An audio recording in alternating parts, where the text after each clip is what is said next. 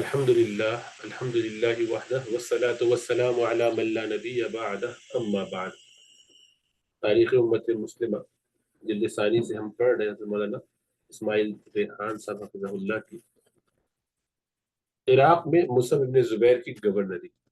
مختار کے ہاتھوں عبید اللہ بن زیاد اور حسین بن نمیر کے قتل سے اہل شام کی قوت کو سخت زد پہنچی تھی اور ان کا رعب و دبدبہ ختم ہو گیا تھا۔ اس لیے عبداللہ بن زبیر رضی اللہ تعالیٰ عنہما کو شام سے کوئی فوری خطرہ نہیں تھا۔ اب مناسب وقت تھا کہ مختار کو اس کے انجام تک پہنچا دیا جائے، کیونکہ نبوت کے جھوٹے دعوے کے بعد اس کذاب کے ساتھ مزید رعایت کی کوئی گنجائش نہیں رہ گئی تھی۔ اس کے ساتھ یہ خطرہ بھی لاحق تھا کہ دیر کی گئی تو مختار کہیں بصرہ پر بھی قبضہ نہ کر لے اور پورا عراق ہاتھ سے نکل جائے۔ عبداللہ بن زبیر نے یہ کام اپنے مارکہ آزما اور بلند ہمت بھائی مصعب بن زبیر کو سونپا، انہیں بصرہ کا گورنر مقرر کر دیا تاکہ وہ پورے عراق کو شورش، بدامنی اور بدعقیدگی کے اس طوفان سے پاک کرے۔ مصعب بن زبیر عرب کے نامور شہسوار، وجیح و جمیل، جنگجوئی میں بے مثال، سخاوت و فیاضی میں یکتائے زمانہ تھے۔ مدار کی فیصلہ کن جنگ۔ کوفہ سمیت مختار کے زیر قبضہ تمام علاقوں کے نیک اور صالح، شریف اور تعلیم یافتہ لوگ مختار سے تنگ آئے ہوئے تھے۔ غلام، موالی یعنی مولا کی جمع، نوکر چاکر، مولا آزاد کردہ غلام جو تھے، اور جاہل اور بدقماش قسم کے لوگ مختار کے دعووں پر یقین کرتے تھے اور اس کی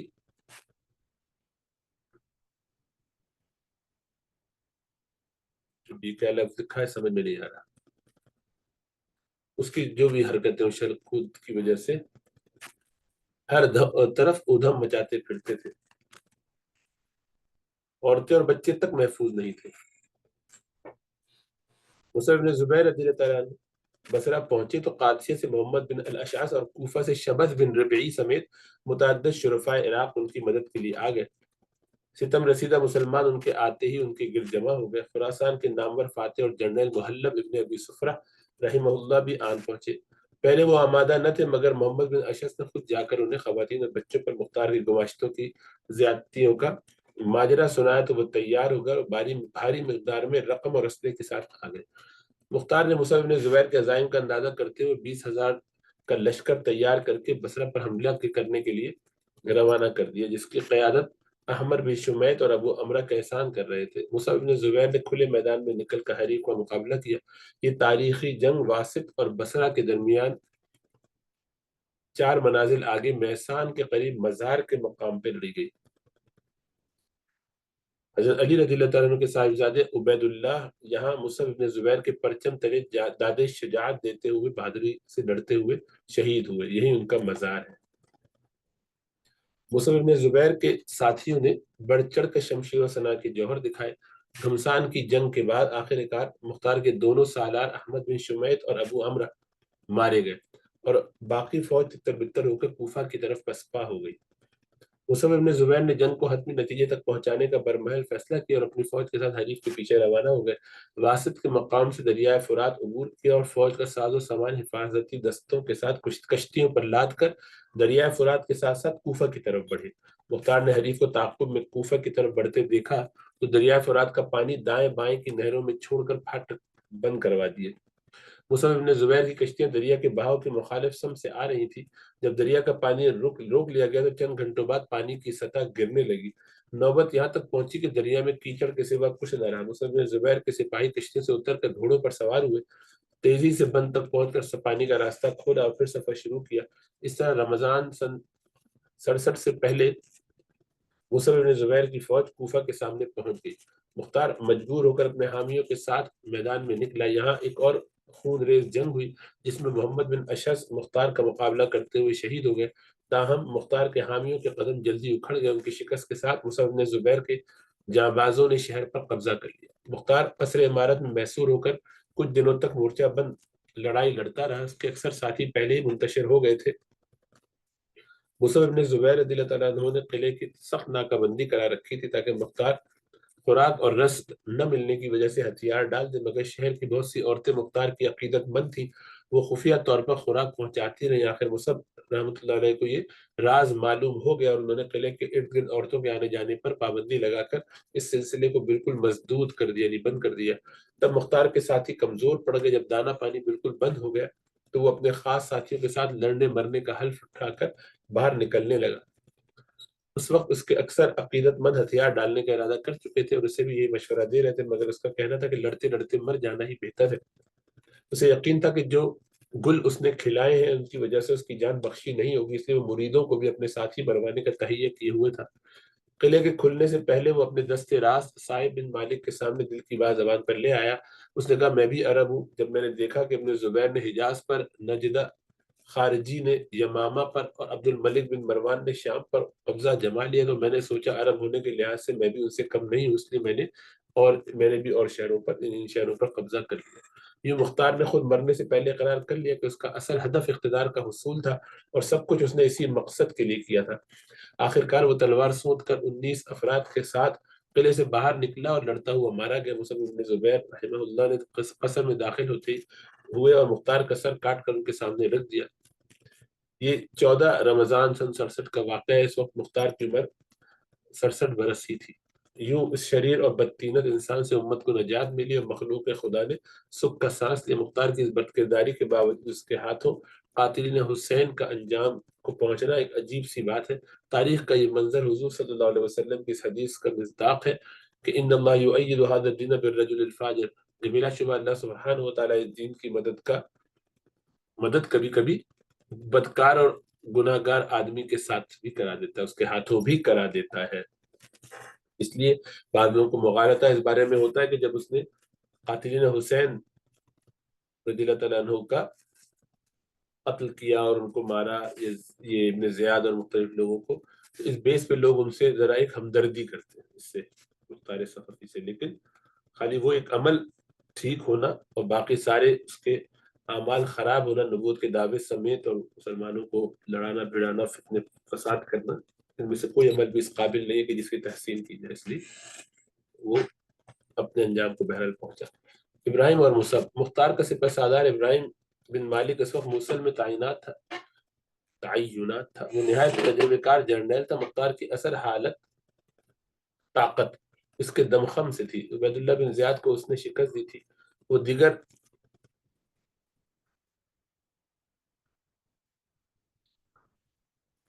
لوگوں کی طرح بہرحال اقتدار کا اندھا نہیں تھا، وہ دیگر لوگوں کی طرح مختار کا گویا اندھا معتقد نہیں تھا، بلکہ سیاسی مقاصد کے تحت اس کے ساتھ رہا تھا۔ بدعقیدگی کی وجہ سے بدعقیدگی سے اس کی بیزاری کا ثبوت یہ ہے کہ جب مختار کا لشکر عبید اللہ بن زیاد سے مقابلے کے لیے جا رہا تھا تو وہ لوگ مختار کی دی ہوئی اس کراماتی کرسی کے گرد لپٹ کر ہاتھ اٹھا کر دعائیں کر رہے تھے، تو ابراہیم بن مالک کہہ رہا تھا کہ الہی ہمارے احمقوں کی حرکتوں کے سبب ہمیں ہلاک نہ کرنا، بخدا یہ تو جہالت کی رسم ہے، بنی اسرائیل کی رسم ہے جب وہ اپنے بچھڑے کے گرد اسی طرح جمع ہوا کرتے تھے۔ مختار کے مارے جانے کے بعد دمشق میں عبد الملک اور کوفہ میں مصعب بن زبیر دونوں میں سے ہر ایک کی کوشش تھی کہ ابراہیم کو ساتھ لے کر اپنی طاقت کو بڑھائے۔ عبد الملک بن مروان نے ابراہیم کو پیشکش کی کہ وہ اس کے ماتحت رہ کر کام کرے اور جتنا علاقہ فتح کرے گا وہ اسے دے دیا جائے گا۔ ادھر سے مصعب بن زبیر نے پیشکش کی کہ وہ ان کی صف میں اگر شامل ہو کر شام کا جتنا علاقہ فتح کرے گا وہ اس کا مانا جائے گا۔ ابراہیم نے عبد الملک کے مقابلے میں عبداللہ بن زبیر کو ترجیح دی اور کوفہ آ کر مصعب بن زبیر کے ساتھ شامل ہو گئے۔ مصعب بن زبیر نے اسے کوفہ کا سپہ سالار بنایا، اس کی جگہ موصل میں محلب بن ابو صفرہ کو تعینات کر دیا۔ خوارج کی شورش۔ عبداللہ بن زبیر رضی اللہ تعالیٰ عنہ کی خلافت کے زمانے میں ایک اور بہت بڑی قوت ان کے مد مقابل تھی۔ یہ خارجی گروہ تھا جو حجاز میں نجد و یمامہ سے بحرین تک اور عراق میں کوفہ و بصرہ سے فارس کی سرحدوں تک پھیلا ہوا تھا۔ خوارج بنو امیہ کے بھی دشمن تھے اور سادات کے بھی۔ ان کے نزدیک حضرت عثمان رضی اللہ تعالیٰ عنہ، علی رضی اللہ تعالیٰ عنہ اور حضرت معاویہ رضی اللہ تعالیٰ عنہ سے عقیدت رکھنے والے لوگ گمراہ تھے جنہیں قتل کر دینا واجب تھا۔ حضرت عبداللہ بن زبیر رضی اللہ تعالیٰ عنہ کے خلاف یزید کی لشکر کشی کے دوران ان کے سردار نجدہ بن عامر، نافع بن الازرق اور عبداللہ بن عباد نے کچھ مدت تک یہ سمجھ کر کہ عبداللہ بن زبیر کا ساتھ دیا کہ وہ حضرت عثمان رضی اللہ تعالیٰ عنہ سمیت تمام اموی خلفاء کے مخالف ہوں گے، مگر جب ان کی زبان سے ایسی کوئی بات نہ سنی تو پوچھے بغیر نہ رہ سکے کہ آپ کی حضرت عثمان رضی اللہ تعالیٰ عنہ کے بارے میں کیا رائے ہے۔ عبداللہ بن زبیر رضی اللہ تعالیٰ عنہ نے فرمایا کہ میں ان کی زندگی میں بھی ان سے محبت کرتا تھا اور ان کی وفات کے بعد بھی ان سے محبت کرتا ہوں۔ خوارج یہ سن کر بپھر گئے اور ان کا ساتھ چھوڑ کر چلے گئے۔ اس کے بعد عبداللہ بن زبیر رضی اللہ تعالیٰ عنہ کو ان کی شورش اور بغاوتوں کا مسلسل سامنا رہا۔ عبداللہ بن زبیر کی مسند خلافت پر تشریف فرما ہوتے ہی خوارج ان کے مقابلے پر نکل آئے۔ اس وقت ان کے دو گروہ بن چکے تھے۔ پہلے گروہ کے سردار نافع بن ازرق نے عراق جا کر مورچہ بنا لیا، دوسرا گروہ یمامہ میں ابو طالوت کے تحت سرگرم ہو گیا۔ ابو طالوت نے سن 65 ہجری میں جزیرت العرب کے قافلوں پر تاخت و تاراج کا سلسلہ جو ہے لوٹ مار کا سلسلہ شروع کر دیا۔ 66 ہجری میں ابو طالوت کی جگہ نجدہ بن عامر ان کا سربراہ بن گیا۔ اس نے قبائلی سرداروں کو جگہ جگہ شکست سے دوچار کرنے کے بعد 67 میں بحرین اور یمامہ پر بھی قبضہ کر دیا۔ عبداللہ بن زبیر رضی اللہ تعالیٰ عنہ عراقی مہمات اور شامی حکومت سے کشمکش میں اتنے مشغول تھے کہ نجدہ کی کارروائیوں کی کوئی روک تھام نہ کر سکے۔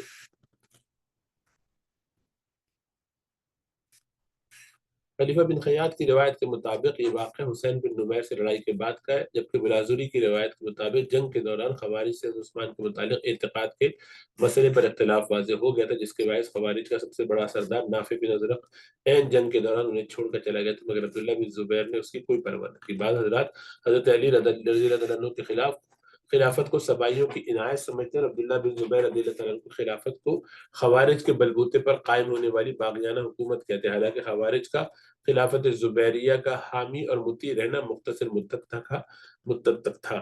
اگر کسی خلافت کے باطل ہونے کی یہی دلیل تو بنی امیہ کے سب سے پہلے اور بہترین خلیفہ عمر بن عبدالعزیز کی خلافت بھی باطل ٹھہرے گی کہ خوارج ان کے بھی مطیع اور حامی تھے۔ اس سے کیا فرق پڑتا ہے؟ اس لیے اس طرح کے اعتراضات بیکار لوگ کرتے ہیں۔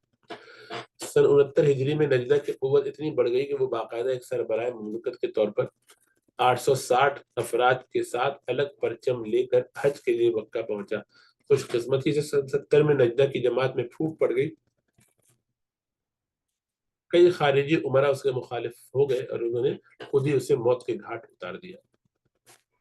عراقی خوارج کی شورش۔ عراق کے خوارج نافع بن ازرق کی قیادت میں عبداللہ بن زبیر کے مقابلے میں خوارج نافع بن ازرق کی قیادت میں عبداللہ بن زبیر کے مقابلے پر ڈٹ گئے۔ نافع بن الازرق کی نسبت سے اس گروہ کو الازارقہ کہا جاتا ہے۔ نافع سن 65 ہجری میں اہل بصرہ سے جنگ میں مارا گیا، مگر اس کا گروہ باقی رہا۔ امیر بدلتے رہے اور سرکاری فوجوں کے مقابلے میں آ کر مرتے رہے۔ خوارج نے اس دوران احواز اور مضافاتی قصبوں پر تسلط جما لیا اور لوگوں سے جبری بھتے وصول کرنے شروع کر دیے۔ عراق میں خوارج کی شورش کے باعث بصرہ کی آبادی شدید خطرے کی زد میں تھی۔ احنف بن قیس سمیت شرفاء بصرہ نے عبداللہ بن زبیر کے سب سے تجربہ کار سالار محلب بن ابی صفرہ سے درخواست کی کہ وہ انہیں اس فتنے سے نجات دلائے۔ محلب بن ابی صفرہ ان دنوں خراسان میں تعینات تھے۔ انہیں عراق بلایا گیا اور خطیر اخراجات دے کر ایک بڑے لشکر کے ساتھ اس مہم پر بھیجا گیا۔ انہوں نے کئی معرکوں کے بعد جس میں فریقین کا بھاری مالی نقصان ہوا، خوارج کو بصرہ اور اس کے مضافات سے مار بھگایا۔ خوارج کے 4800 افراد مارے گئے، وہ پسپا ہو کر فارس کی طرف چلے گئے۔ 3 سال تک امن رہا اور 67 ہجری میں مصعب بن زبیر نے محلب بن ابی صفرہ کو آذربائیجان، الجزیرہ اور موصل کا امیر مقرر کیا۔ ان کے جاتے ہی خوارج نے موقع پا کر اس شدت سے باغیانہ کارروائی شروع کی کہ پورے عراق میں حکومت ہل کر رہ گئی۔ خوارج کو ایک جگہ قرار نہ تھا، ایک میدان میں شکست کھا کر نکلتے تو دوسری جگہ جا کر لوگوں پر طاقت آزمائی شروع کر دیتے۔ مدائن کے مقامی باشندوں پر انہوں نے وہ مظالم توڑے کہ زمین کانپ گئی۔ عورتوں اور بچوں کو بے ایمانہ انداز میں قتل کیا، حاملہ عورتوں کے شکم چیر دیے، پیٹ کاٹ دیے۔ اسی طرح صابات میں بھی دہشت گردی کی روح فرسا مناظر دکھائے۔ اصفہان میں انہیں شکست فاش ہوئی، ان کا سردار ابن ماحوظ مارا گیا۔ خوارج سر پر پاؤں رکھ کر بھاگے اور ان کا تمام ساز و سامان حکومت کے قبضے میں آ گیا، مگر یہ لوگ کسی عجیب مٹی کے بنے ہوئے تھے۔ قیادت کے قتل ہونے سے انہیں کوئی فرق نہیں پڑتا تھا۔ ابن ماحوظ کے بعد انہوں نے قطری بن فجاعہ نامی عرب جنگجو کو سردار بنا لیا، جس نے انہیں دوبارہ منظم کر کے ادھر ادھر لوٹ مار شروع کر دی۔ آخر مصعب بن زبیر نے ایک بار پھر محلب بن ابی صفرہ کو اس شورش سے نمٹنے کے لیے بھیجا۔ محلب پورے 8 مہینے تک قطری بن فجاعہ سے جنگیں لڑتے رہے۔ تعاون جارف۔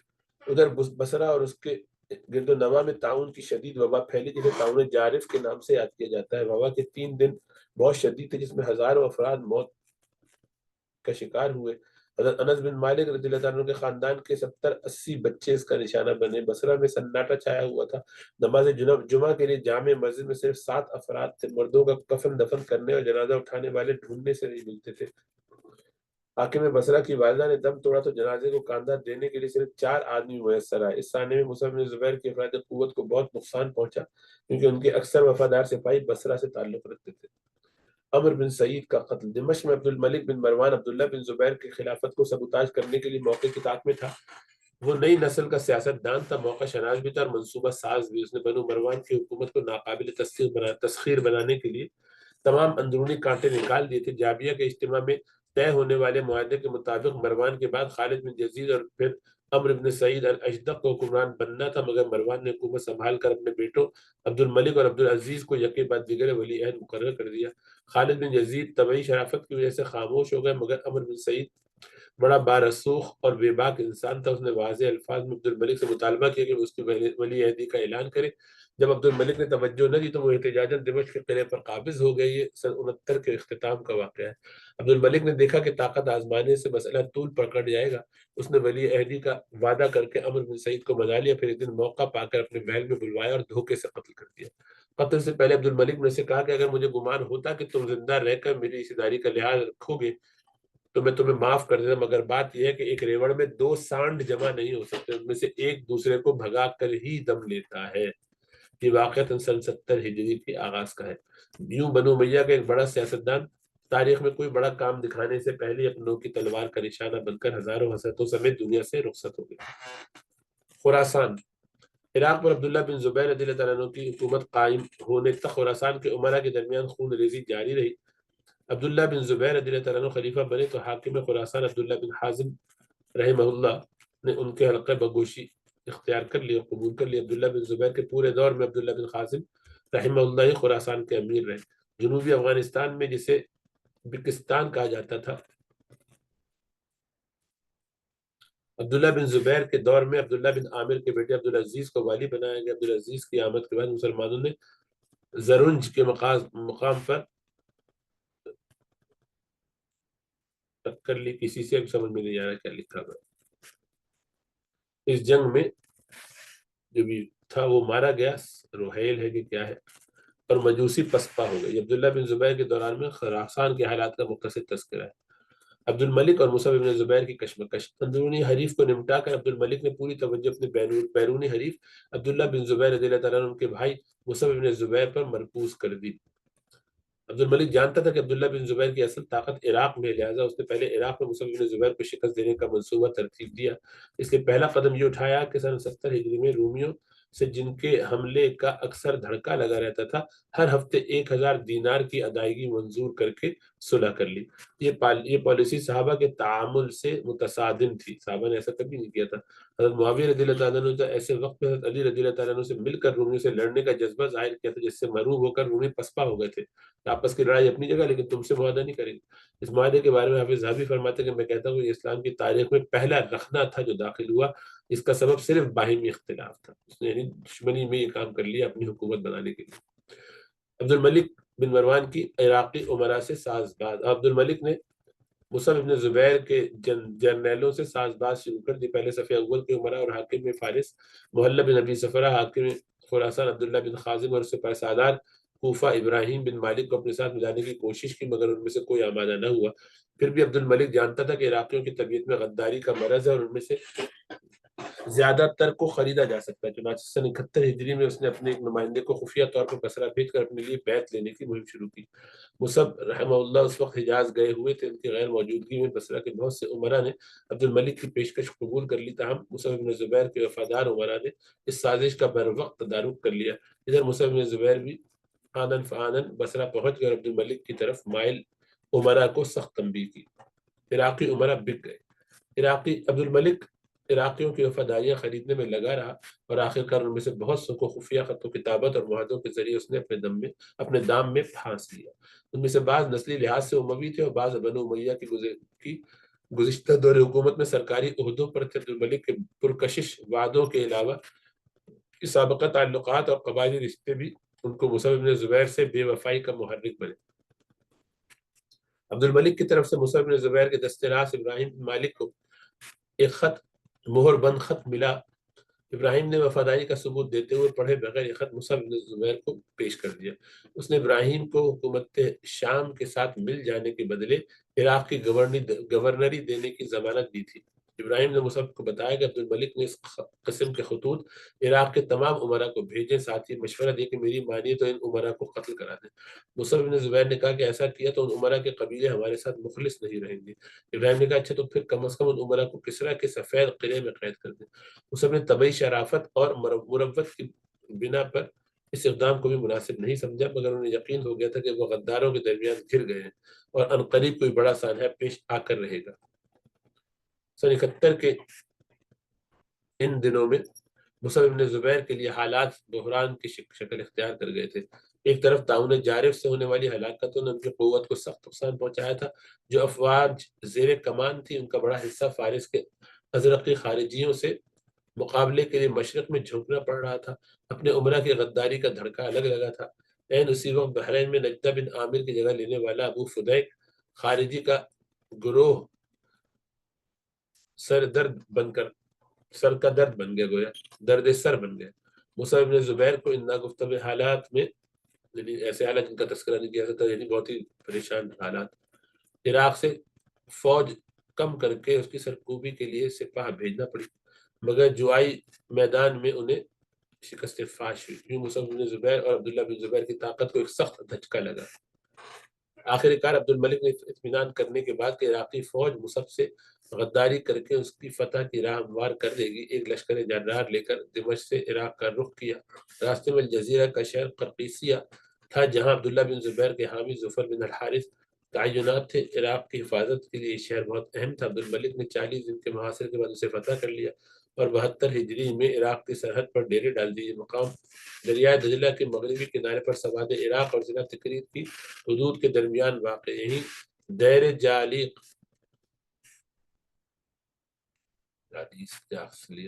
کا وہ میدان، تاریخی میدان ہے جہاں عبد الملک اور مصعب بن زبیر کے مابین فیصلہ کن جنگ ہوئی۔ مصعب بھی اپنی فوج مرتب کر کے نکل پڑے اور یا جمیرہ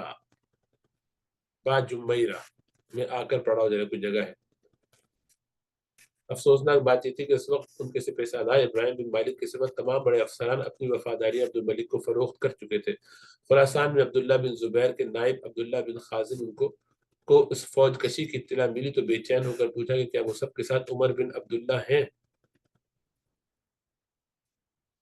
جواب ملا نہیں، وہ تو فارس میں تعینات ہے۔ پوچھا گیا کہ ان کے ساتھ محلہ بن ابی صفرہ ہے؟ جواب ملا نہیں، وہ تو موصل میں تعینات ہے۔ پھر پوچھا گیا ان کے ساتھ عباد بن حسین ہے؟ جواب ملا نہیں، وہ تو بصرہ میں۔ عبداللہ بن خازن نے حسرت بھرے لہجے میں کہا کہ اور میں یہاں خراسان میں، پھر شعر پڑھا، خذینی، لو مجھے پکڑ لو اور گھسیلو، فجرینی جعاری، اور ایسے شخص کی لاش کی خوشخبری لو جس کا آج کوئی مددگار موجود نہیں، یعنی کوئی ان کے ساتھ بڑا موجود ہی نہیں جس کے ساتھ مل کے وہ لڑے۔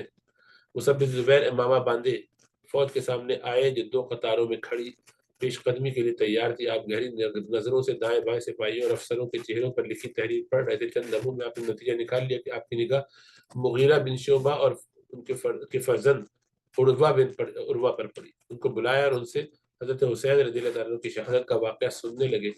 جب عروہ نے عبید اللہ بن زیاد کی طرف سے سرنگوں ہونے کے مطالبے پر حضرت حسین رضی اللہ عنہ کے لڑنے مرنے کے فیصلے کا ذکر کیا تو مصعب نے سواری کو ایڑ لگائی اور یہ شعر پڑھا کہ بے شک مقام طف یعنی کربلا میں بنی ہاشم نے ایک روایت قائم کر دی اور شریفوں کے لیے راستہ طے کر دیا ہے۔ یہ سن کر عروہ سمجھ گیا کہ مصعب شکست کی صورت میں فرار پر قتل ہونے کو ترجیح دیں گے، فرار نہیں ہوں گے۔ آخر کار 13 جمادی الاولیٰ سن 72 ہجری کو دیر جاثلیق کے میدان میں وہ تاریخی اور حسرتناک جنگ ہوئی جو خلافت زبیریہ کے خاتمے کا پیش خیمہ بن گئی۔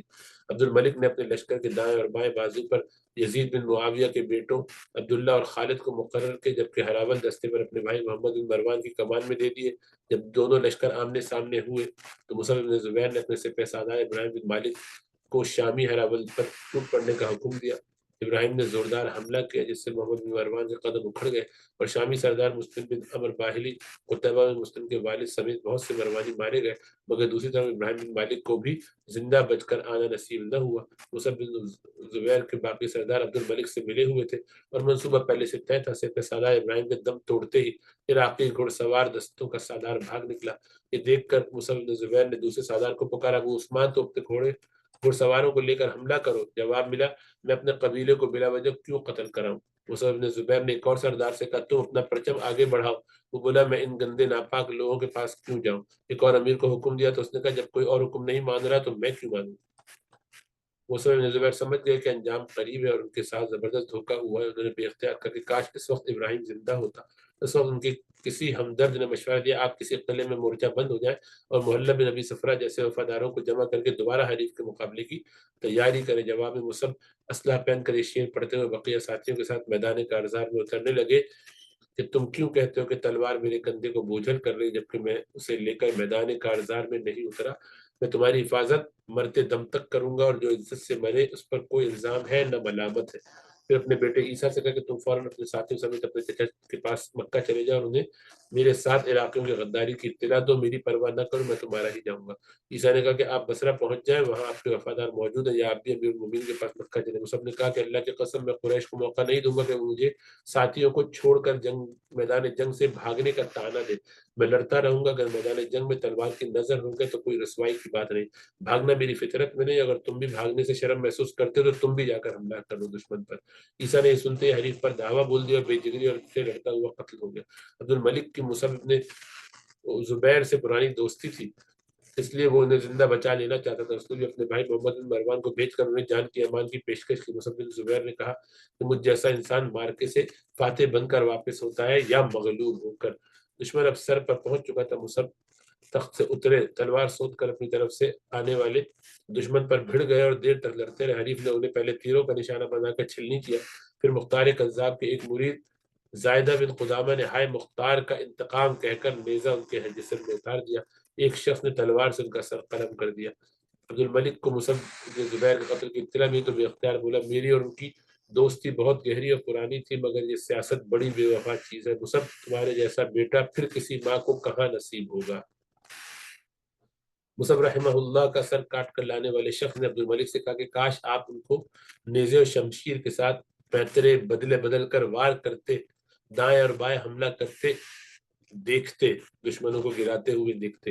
یہ منظر نگاہ اور دل کو دلیری اور ہمت سے لبریز کرنے کے لیے کافی تھا۔ جب ان کے ساتھی بھاگ گئے اور ان کو گھیرنے والے زیادہ ہو گئے تو وہ شعر پڑھتے رہے کہ میں فتنہ باز آدمی کے حق میں برائی کی گھات لگاتا ہوں، فرما بردار کے لیے زمین سے زیادہ نرم ہو جاتا ہوں۔ عبد الملک کا اللہ کی قسم وہ ایسے ہی تھے۔ کوفہ کا قصر عمارت، سروں کی نمائش گاہ۔ اس سانے کے ایک عینی گواہ عبد الملک بن عمیر کہتے ہیں کہ میں نے زندگی میں عجیب ترین بات یہ دیکھی کہ ایک بار میں کوفہ کے قصر عمارت میں داخل ہوا تو دیکھا کہ عبید اللہ بن زیاد اس تخت پر براجمان ہے اور حسین بن علی رضی اللہ تعالیٰ عنہ کا کٹا ہوا سر ایک ڈھال پر اسے پیش کیا جا رہا ہے۔ کچھ زمانے بعد اسی جگہ یہ منظر دیکھا کہ مختار ثقفی تخت پر بیٹھا ہے اور عبید اللہ بن زیاد کا سر قلم کر کے اس کے سامنے لایا گیا ہے۔ کچھ مدت کے بعد اسی عمارت میں دیکھا کہ مختار ثقفی کا سر کاٹ کر مصعب بن زبیر کو دیا گیا، پھر اسی جگہ اسی تخت پر عبد الملک کو دیکھا اور مصعب بن زبیر کا سر اس کے سامنے رکھا گیا۔ قتل ہوتے ہوئے وقت مصعب بن زبیر کی عمر 40 یا 45 سال تھی۔ حضرت حسین رضی اللہ تعالیٰ عنہ کے داماد تھے اور حضرت حسین رضی اللہ تعالیٰ عنہ کی صاحبزادی سکینہ ان کے نکاح میں تھی۔ وہ بڑے بہادر، فیاض اور بلند ہمت انسان تھے۔ امام شعبی فرماتے ہیں کہ میں نے مصعب سے بڑھ کر کوئی حاکم نہیں دیکھا جس پر انتشار کے دور میں امت جمع ہو سکتی تھی۔ وہ ماتحت حکام کے محبوب تھے، سختی کی جگہ سختی اور نرمی کی جگہ نرمی برتنے والے تھے۔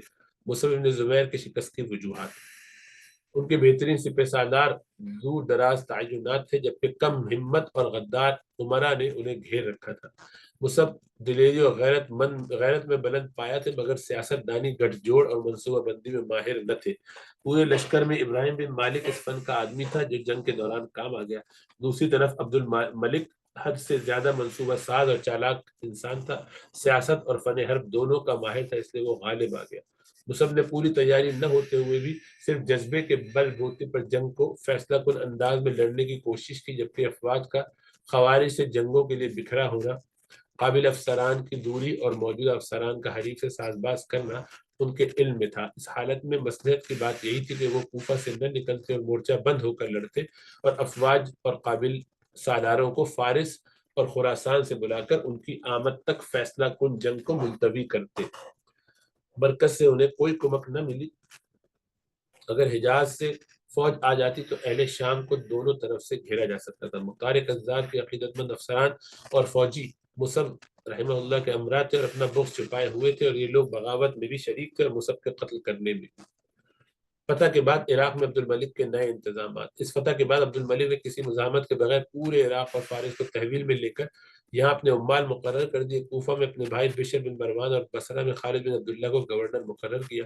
فارس میں ازرقی خوارج سے نبرد آزما محلہ بن ابی صفرہ نے خاموشی سے اس نے حکومت کی حلقہ بگوشی قبول کر لی۔ عبد الملک نے احتیاطاً انہیں اس محاذ سے ہٹا کر آواز میں تعینات کر دیا۔ تاہم خراسان کے والی عبداللہ بن خازم نے عبد الملک کی بیعت سے صاف انکار کر دیا۔ عبد الملک نے کسی تاخیر کے بغیر ان کے نائب بکیر بن وشام کو خراسان کی حکومت کا لالچ دے کر وہاں بغاوت پیدا کرا دی، جس کے نتیجے میں عبداللہ بن خازم مرو کے قریب ان باغیوں سے لڑتے ہوئے قتل ہوئے۔ یوں خراسان بھی عبد الملک کے زیر نگی آ گیا۔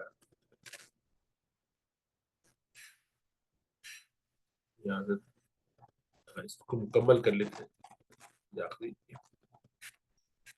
سیدنا عبداللہ بن زبیر رضی اللہ تعالیٰ عنہ کا تاریخی خطبہ ان کی شہادت پر، بھائی کی شہادت پر۔ مصعب بن زبیر کے قتل کی خبر مکہ پہنچی تو عبداللہ بن زبیر رضی اللہ تعالیٰ عنہ خطاب کے لیے منبر پر تشریف فرما ہوا۔ آپ کے چہرے پر غم و اندوہ کے گہرے اثرات تھے، پیشانی آلود۔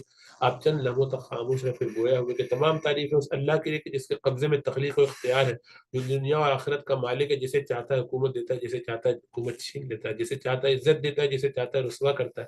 بھلائی اس کے قبضے میں ہے، وہ ہر چیز پر قدرت رکھتا ہے۔ لوگوں یاد رکھنا، جو حق پر ہے وہ ذلیل نہیں ہو سکتا اگرچہ اکیلا ہو۔ شیطان کے ساتھیوں کو اللہ تعالیٰ کبھی عزت نہیں دیتا، چاہے سب لوگ اس کے حامی ہو جائیں۔ ہمیں عراق سے ایسی خبر ملی جس نے ہمیں غمزدہ بھی کیا ہے اور مسرور بھی۔ ہاں، مصعب بن زبیر کے قتل کی اطلاع ان پر اللہ کی رحمت ہو۔ جس بات نے ہمیں غمگین کیا وہ یہ ہے کہ ایک گہرا دوست بچھڑ گیا، جس کی جدائی پر غم ہوا ہی کرتا ہے، مگر عقل مند انسان اس کے بعد صبر کا سہارا لے لیتا ہے۔ جس بات نے ہمیں خوش کیا وہ یہ کہ ہم جانتے ہیں کہ مصعب کا قتل شہادت ہے، اس میں ان کے اور ہمارے لیے اللہ نے خیر رکھی ہے۔ سن لو، عراقیوں نے جو نفاق اور غداری کے عادی ہیں ان کو دشمنوں کے حوالے کر دیا، بلکہ ایک اونٹ کی قیمت سے بھی کم میں بیچ ڈالا۔ پھر مصعب شہید کر دیے گئے، مگر وہ شہید ہو گئے تو کیا ہوا؟ ان کے باپ زبیر بن عوام، ان کے بھائی، چچا، ماموں سب شہید ہی تو ہوئے ہیں۔ یہ سب بہترین صالح لوگ تھے۔ اگر آج مجھے مصعب کی شہادت کا دکھ پہنچا ہے تو اس سے پہلے حضرت عثمان کی شہادت اپنے سامنے دیکھنے کا صدمہ بھی جھیل چکا ہوں، اپنے باپ زبیر کی شہادت کا سانحہ بھی دیکھ چکا ہوں۔ مصعب میرے جوان ساتھیوں میں سے ایک تھا۔ یہ کہتے ہوئے عبداللہ بن زبیر کی آنکھوں میں آنسو بہہ پڑے۔ پھر آپ نے فرمایا کہ اللہ کی قسم، ہم ناگہانی موت مرنے والے لوگ نہیں، ہم تو لڑ بھڑ کر نیزوں سے قتل ہوتے ہیں اور تلواروں کے سائے میں مرتے ہیں۔ یاد رکھنا، دنیا ایک ایسے بادشاہ کی طرف سے دی ہوئی ہے، ادھار چیز ہے جس کی بادشاہی کو زوال نہیں۔ لہٰذا اگر دنیا میرے پاس آئے تو میں اسے کسی شریر مفرور شخص کی طرح نہیں لوں گا، اور اگر وہ میرے ہاتھ سے نکل جائے تو میں کسی کم عقل بدحواس آدمی کی طرح اس پر گریہ و زاری نہیں کروں گا۔